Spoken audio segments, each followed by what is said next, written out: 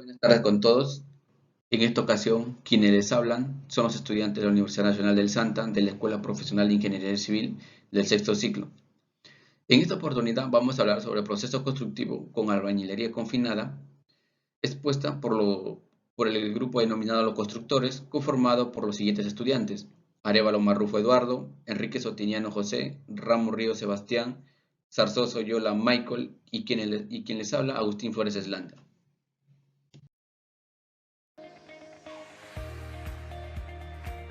La albañilería confinada es la técnica de construcción que se emplea normalmente para la edificación de una vivienda. En este tipo de construcción se utilizan ladrillos de arcilla cocida, columnas de amarre, vigas soleras, etc. En este tipo de viviendas primero se construye el muro ladrillo, luego se procede a vaciar el concreto de las columnas de amarre y finalmente se construye el techo en conjunto con las vigas. Desde hace muchos años atrás, las viviendas de este tipo son las construcciones más populares en las zonas urbanas de nuestro país. En la actualidad, esta tendencia continúa. Por otro lado, si un ingeniero civil está a cargo de una obra de este tipo, debe tener en cuenta tres factores importantes: el diseño estructural, el control de los procesos constructivos, el control de la calidad de los materiales. Es importante que considere estos tres factores, ya que para que una vivienda pueda soportar exitosamente los efectos devastadores de un sismo, debe tener una estructura sólida, fuerte y resistente. Un sismo causará daños a una vivienda si ésta carece de diseño estructural o si fue mal construida.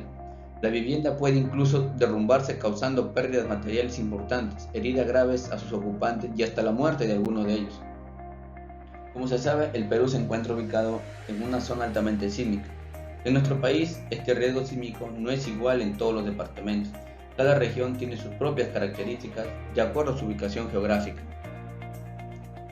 Existen diferentes tipos de suelo y cada uno de ellos tiene sus propias características, como podemos tener suelos arcillosos, arenosos, y como también podemos saber su peso máximo a soportar, su grado de humedad, su cantidad de sales, sulfatos que contiene, etc. Por ejemplo, en Lima, una gran parte de la ciudad tiene un terreno gravoso, al que se le denomina comúnmente cascajo.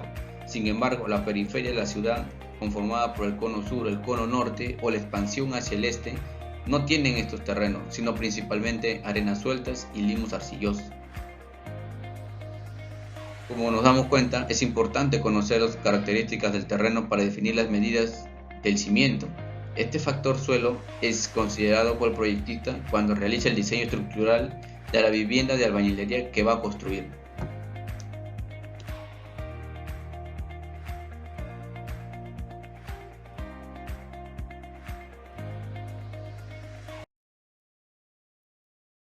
Etapa número 1. Preparación del terreno. Antes de cualquier construcción se requiere ver el terreno, comenzando por la nivelación. Esto se hace para ver el grado de inclinación del área. Se debe usar una manguera de nivel. Luego se colocan estacas en los extremos del terreno. En cada una de ellas se debe hacer una marca a 1 metro del suelo. Finalmente, se extiende la manguera entre dos de las varillas. Se obtiene el nivel de inclinación midiendo la diferencia de nivel obtenido cuando el agua se estabiliza hasta la marca realizada. Una vez que se ha obtenido el nivel, entonces también se conoce la pendiente y se puede proceder a hacer los cortes y a rellenar las zonas debidas, aunque en primer lugar se determina los niveles de desagüe, accesos, pistas y acequias, entre otras cosas.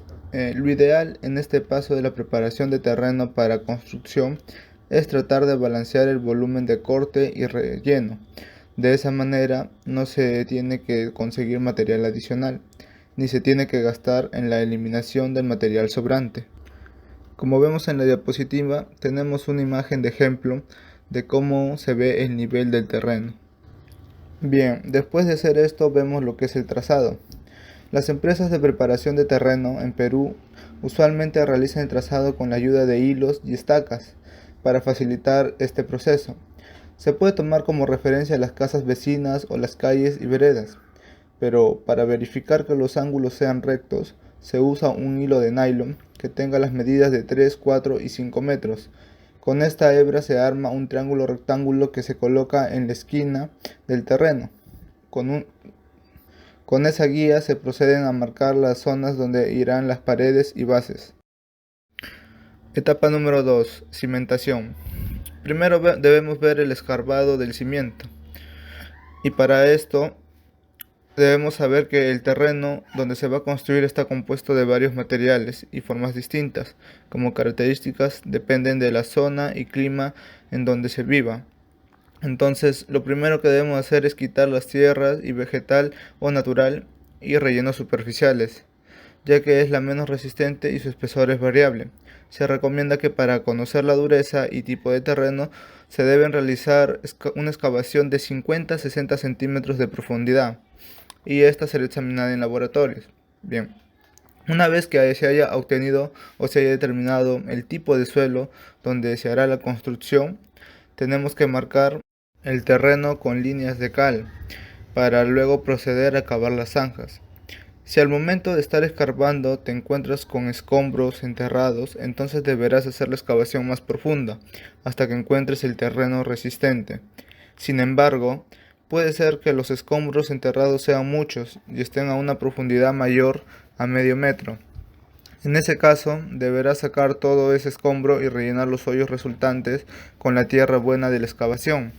Recordemos que el relleno no debe tener capas no mayores de 20 centímetros, agregando algo de agua para poder apisonar la tierra y compactarla, hasta que rebote el pisón de madera o de metal que utilices en la construcción. Si no rebota el pisón es porque la tierra todavía está suelta y esto puede ocasionar hundimientos.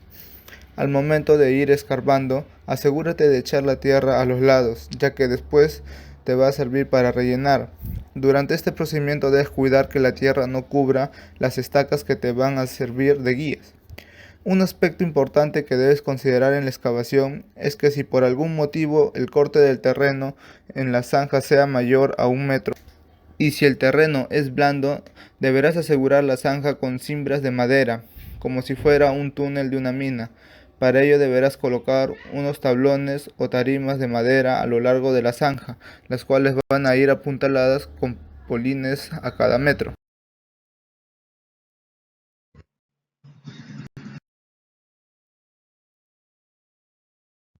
Se denomina cimientos a una parte de la estructura que tiene como misión transmitir adecuadamente el peso de la edificación al terreno. Los cimientos de una casa siempre deben estar apoyados en terreno natural y firme. Por ningún motivo debe descansar sobre rellenos, debido a que la resistencia del suelo generalmente es menor que la de la estructura que soportará. El área de contacto entre el suelo y la cimentación siempre será más grande que los elementos soportados. El procedimiento de los cimientos es el siguiente. Primeramente la excavación de zanjas, luego la habilitación y colocación del acero en columnas y posteriormente el vaciado del concreto en zanjas.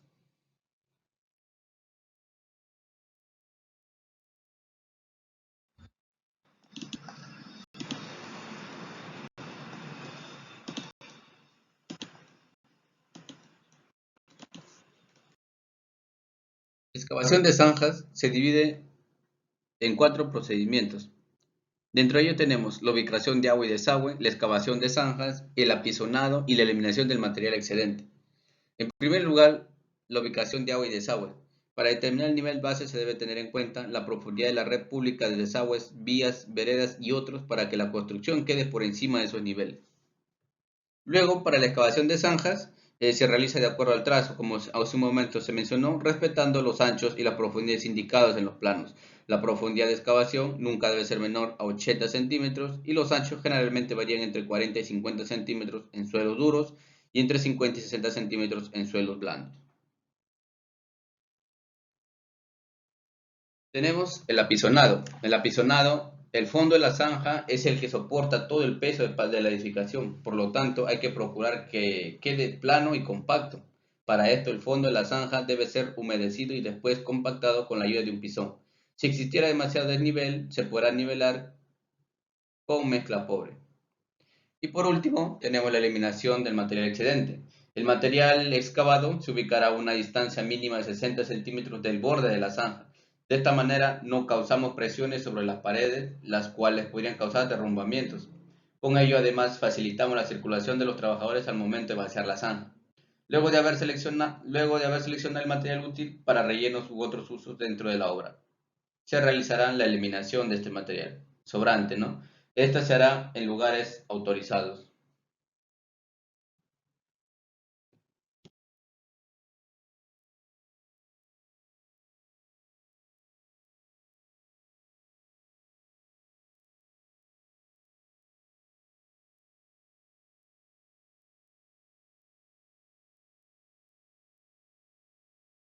Ahora tenemos la habilitación y colocación de acero en columnas.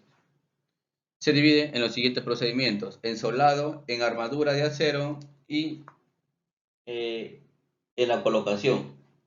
En primer lugar tenemos el solado. Una vez terminado la excavación de las zanjas, se procederá a realizar los solados. Estos nos permitirán contar con una superficie nivelada, rugosa y compacta para trazar y ubicar las columnas adecuadamente.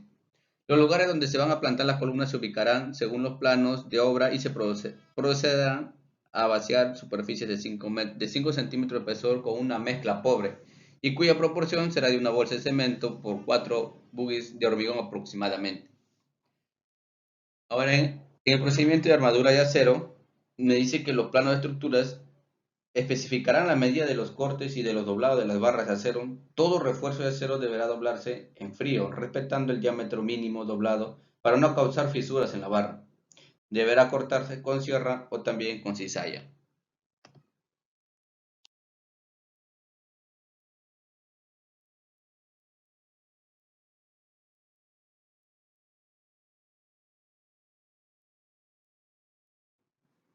En la parte de colocación se colocará la columna armada al interior de la zanja apoyándolo sobre unos dados de concreto y no deberá usarse piedras, desechos u otro material frágil en vez de estos dados, ya que al resbalarse o romperse la armadura quedará desnivelada.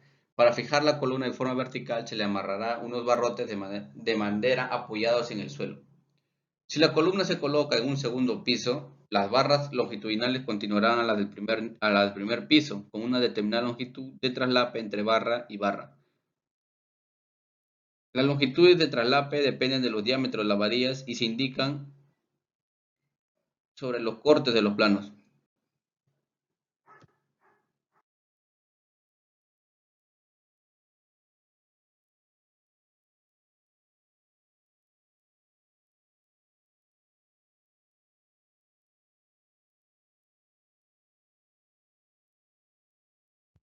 Ahora tenemos el vaciado de concreto en zanjas. Esto se divide en los siguientes procedimientos: preparación de la zanja, preparación de la mezcla de concreto para los cimientos, vaciado del concreto, compactación del concreto y finalmente el curado del concreto.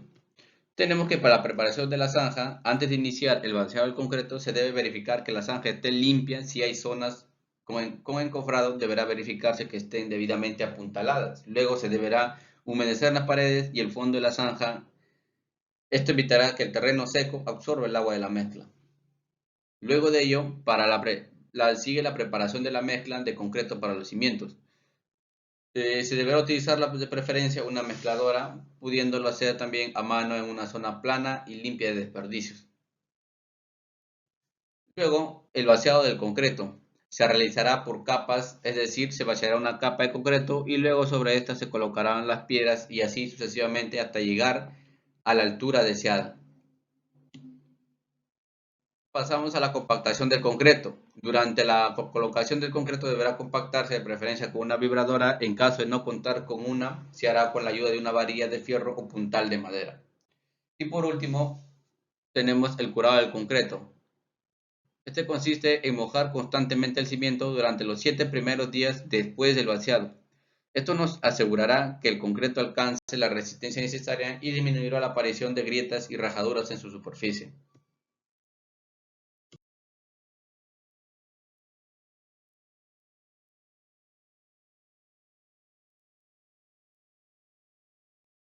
Ahora continuamos con los sobrecimientos. En la parte superior del cimiento se construirá el sobrecimiento. Este tendrá el mismo ancho que el muro que soportará. La altura de los sobrecimientos variará de acuerdo a las características del terreno. Esta altura depende de la diferencia entre el nivel de la superficie del cimiento y el nivel escogido para el piso. más unos 10 centímetros.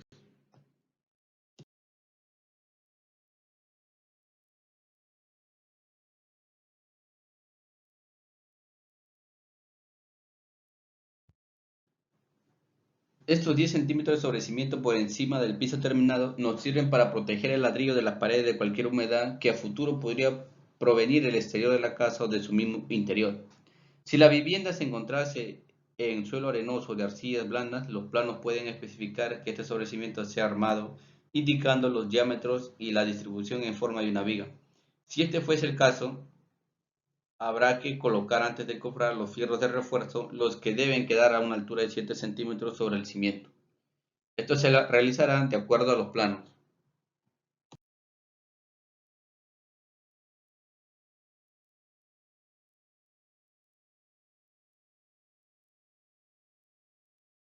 Ahora, para construir los sobrecimientos se tienen los siguientes procedimientos.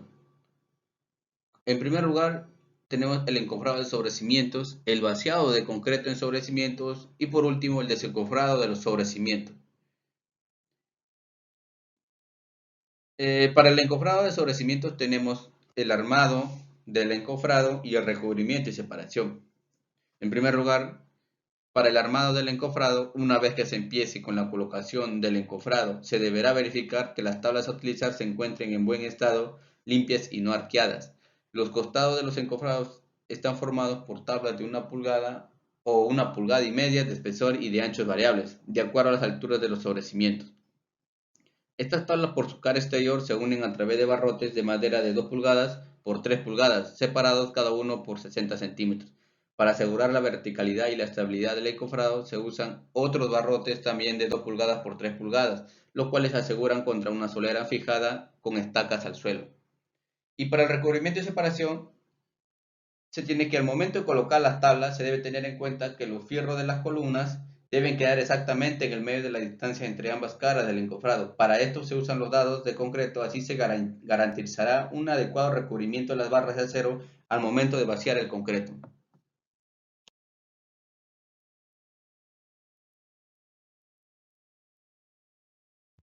Ahora, para el vaciado del concreto en sobrecimientos, se sigue el mismo procedimiento que hace un momento se mencionó para los cimientos. Como tenemos dentro de ello la preparación de la mezcla de concreto simple para los sobrecimientos, la preparación de la mezcla para los sobrecimientos armados, el vaciado de la mezcla y después de ello el compactar el concreto y finalmente el curado del concreto. Recordando de hace un momento, para la preparación de la mezcla de concreto simple para los sobrecimientos, se deberá utilizar de preferencia una mezcladora, pudiéndolo hacer también a mano en una zona plana y limpia de desperdicios. Ahora para la preparación de la mezcla para los sobrecimientos armados, si el sobrecimiento es armado, el concreto a usarse deberá ser de una mayor calidad. La resistencia debe ser entre 175 kilogramos por centímetro cuadrado, por lo que la mezcla se preparará usando arena gruesa y piedra chancada en vez de hormigón. Luego, posteriormente a eso, tenemos el vaciado de la mezcla. El vaciado de la mezcla se realiza por capas, es decir, se vaciará una capa de concreto y luego sobre esta se colocarán las piedras y así sucesivamente hasta llegar a la altura que indique el plano. Y finalmente tenemos el mismo procedimiento se realiza para el compactar el concreto y el curar el concreto, donde se desarrollaron los cimientos anteriormente.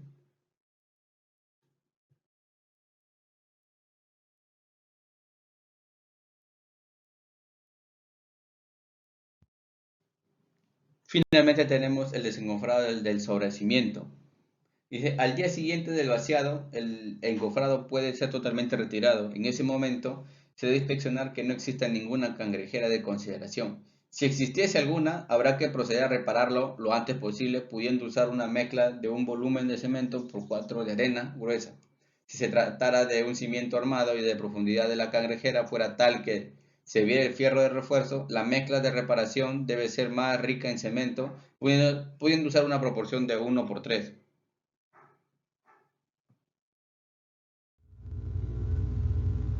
Muros.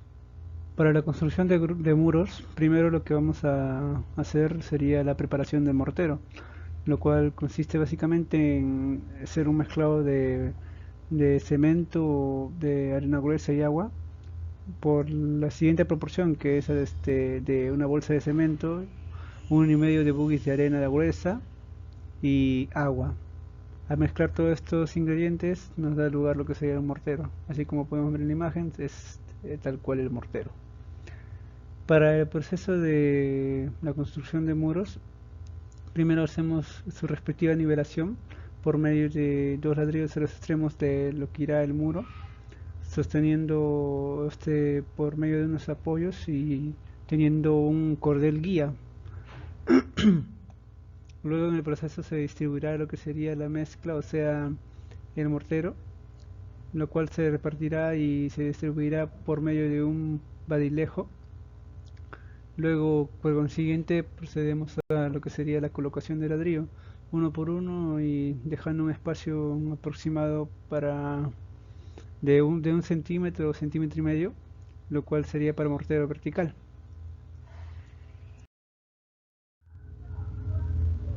Después de haber colocado los ladrillos, pasemos a hacer la colocación de las mechas de anclajes, las cuales estas vienen a encajar junto con lo que serían las columnas.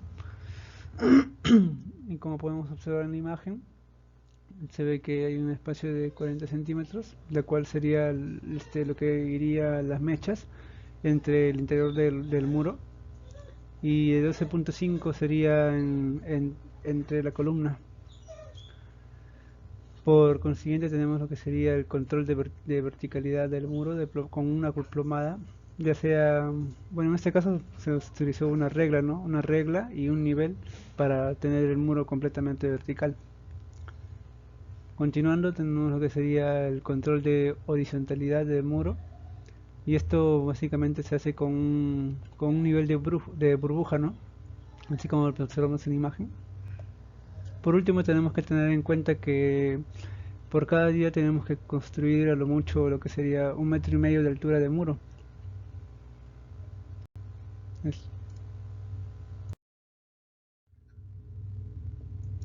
Encofrados.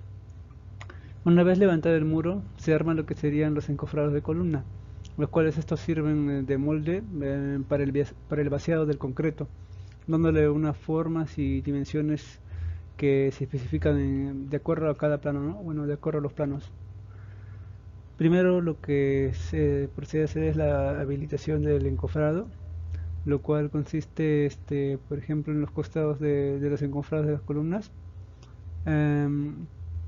Están formados por tablas de 1 pulgada de 1,5 de pulgada de espesor y de anchos, los cuales estos anchos son variables de acuerdo a las dimensiones de las columnas.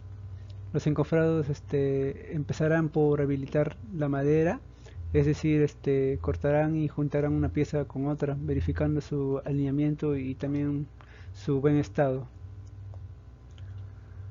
Luego se procede con la instalación de empotrados y recubrimientos, lo cual estos, antes de colocar los encofrados, es muy importante verificar lo que serían los fierros de las columnas, que estos tengan adheridos unos dados de concreto de por lo menos 2 centímetros de espesor, esto para que evite que se peguen al encofrado. De esta manera podemos garantizar que el acero de estas columnas tengan el adecuado recubrimiento que permita que en el futuro no se oxiden.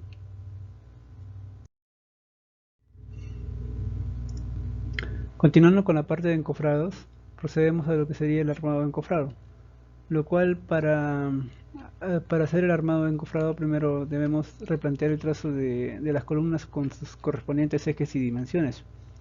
Los tableros, que principalmente sirven para encofrar la columna, estarán unidos por abrazaderas o barrotes a cada 50 centímetros como máximo. Para ello se utilizarán listones ya sean de 2 pulgadas por 4 pulgadas, de 3 pulgadas por 3 pulgadas o también de 3 pulgadas por 4 pulgadas.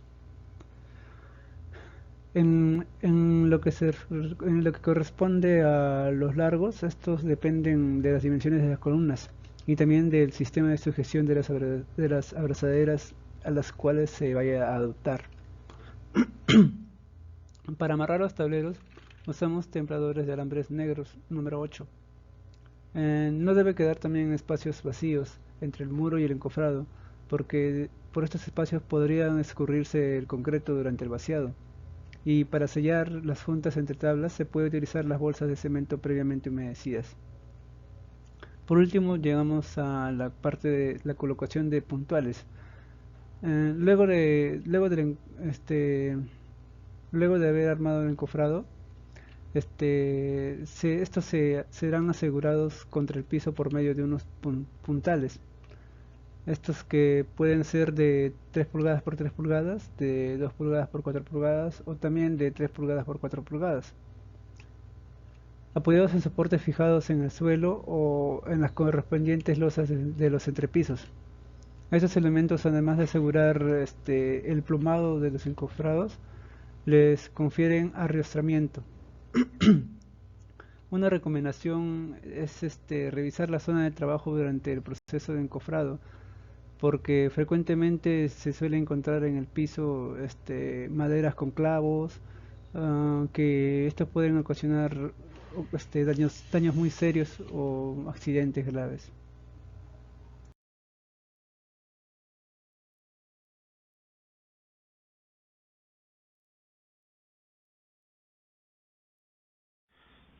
Bien, a continuación veremos lo que es el vaciado de concreto en columnas. Esto se realizará en 3 etapas: en la preparación de la mezcla, en el vaciado de la mezcla y en la compactación del concreto. Bien, en la preparación de la mezcla, a diferencia de los otros tipos de concreto, este debe hacerse de preferencia con una mezcladora, ya que de hacerlo de manera manual, esta producirá mezclas que no son homogéneas y que no aseguran una resistencia uniforme. En cuanto a su preparación, esta se deberá consultar en la resistencia que especifican los planos. Por lo general, para una casa de 2 o 3 pisos, su resistencia es de 175 kilogramos sobre centímetro cuadrado. Y la cantidad de agua varía con respecto a la humedad que tenga la arena y la piedra. Si se encuentran los materiales secos, el agua necesaria para una bolsa de cemento será aproximadamente unos 40 litros, mientras que si se encuentran mojados bastará con tan solo unos 20 litros, ¿no? Bien, a continuación veremos lo que es el vaciado de la mezcla. Una vez realizada la mezcla, se deberá transportar cuidadosamente mediante las latas, que deberán estar totalmente limpios para no contaminar lo que es la mezcla. También se procurará realizar el transporte en el menor tiempo posible, ya que si este es prolongado puede ocasionar que la mezcla se separe y que las piedras tiendan a sentarse hacia el fondo, ¿no? Lo que se conoce como la segregación, y esto hace que el concreto tenga menor resistencia. Luego veremos lo que es la compactación del concreto. Durante este proceso el concreto debe compactarse adecuadamente. Para esto debe utilizarse una vibradora. Si no se cuenta con este equipo, se puede hacer mediante el chuseo manual, el cual es utilizando un fierro de construcción. También se debe golpear el encofrado con el martillo. Esto ayudará a que se puedan eliminar las burbujas de aire que se encuentran contenidas, y que estas a la larga producen lo que son las cangrejeras y reducen la resistencia del concreto.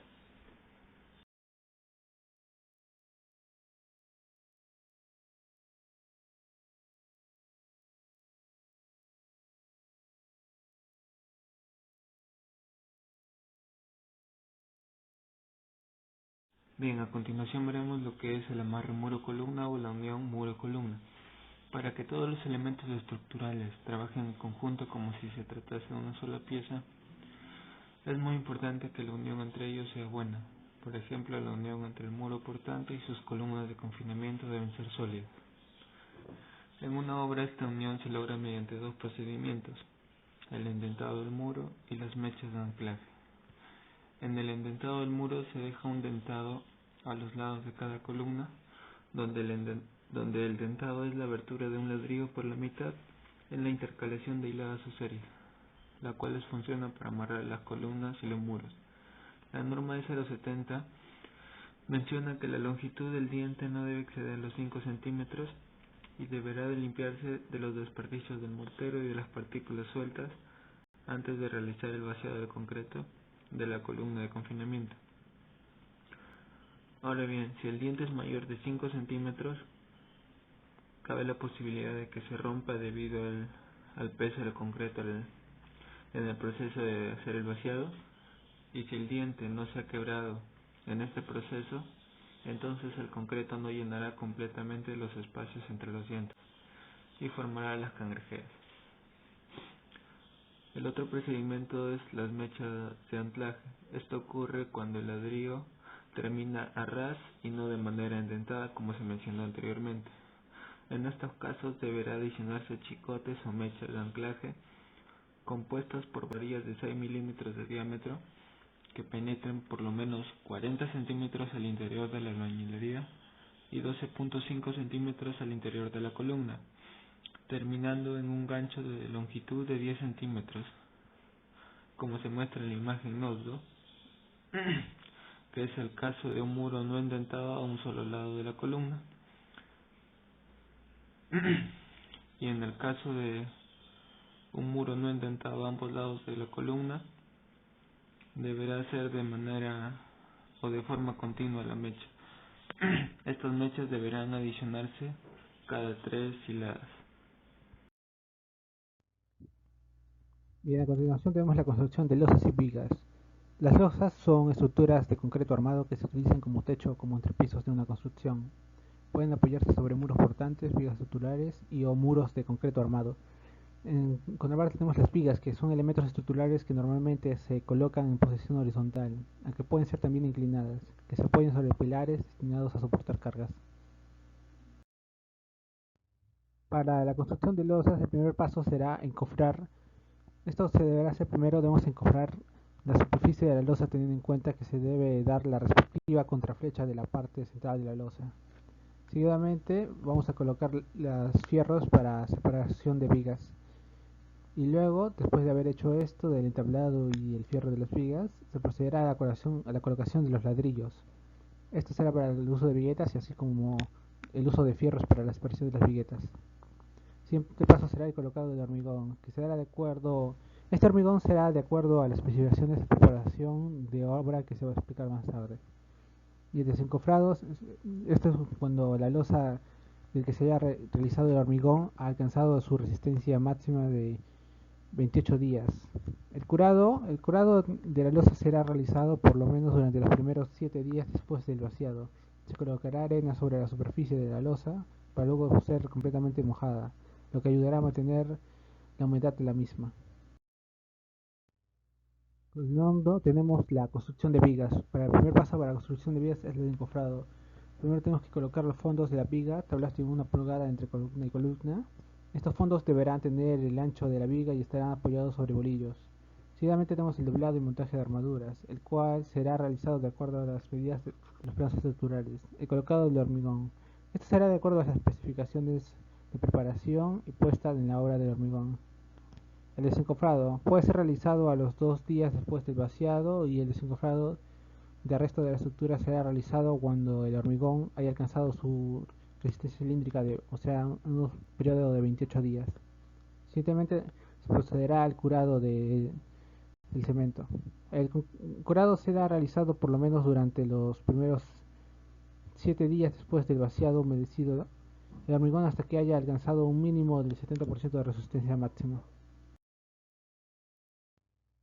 Continuando, tenemos la preparación de concreto para losas y vigas. Para la preparación de la mezcla se dará consultar la resistencia indicada en los planos. Por lo general, para una casa de 2 o 3 pisos, esta resistencia a la compresión del concreto es de 175 kilogramos por centímetro cuadrado.